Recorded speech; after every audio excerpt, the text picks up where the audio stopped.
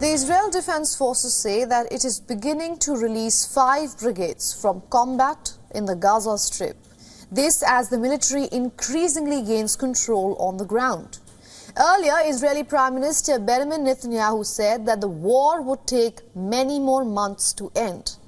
And now the military has said that it is prepared for the lengthy fighting, although in different phases from the high-intensity campaign it has waged so far. The announcement came as troops continue to operate in Gaza. The IDF also released footage of the troops and dogs from the Oquet's canine unit operating inside the Gaza Strip.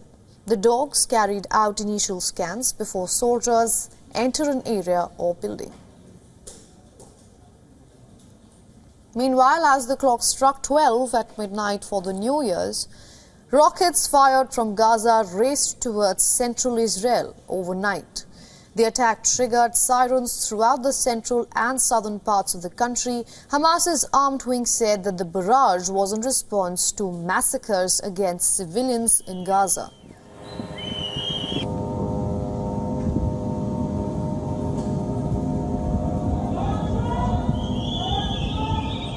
This comes a day after Israeli jets intensified attacks on central Gaza. According to Hamas's health ministry, at least 48 Palestinians were killed in overnight bombing in Gaza City. Another strike killed 20 people sheltering at Al-Aqsa University in the west of the Gaza City. In another incident, Israeli police and emergency services said that a Palestinian stabbed and wounded 2 people near an Israeli settlement in the West Bank on Sunday before being neutralized.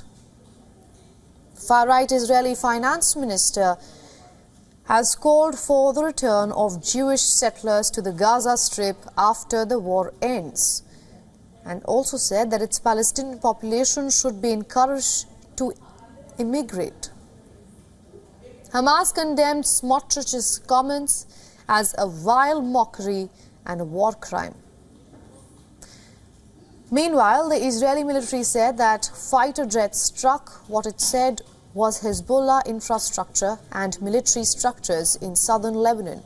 Israeli military spokesperson has said that Hezbollah does not care about the residents of southern Lebanon and had turned villages in southern Lebanon into a fighting zone.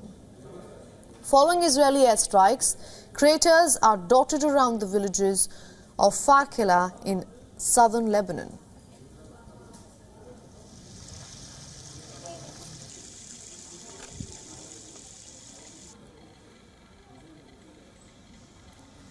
This comes as Israeli media Haaretz quoted Deputy Hezbollah Chief Naim Qassem saying that Israel can't bring back its displaced northern residents during combat.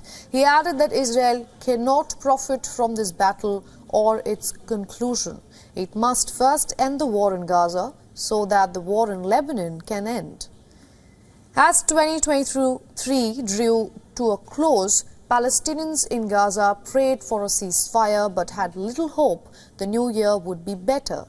According to Hamas's health ministry, Israel's offensive has killed more than 21,800 people, with many more feared dead under the rubble, and also pushed nearly all of its 2.3 million people away from their homes.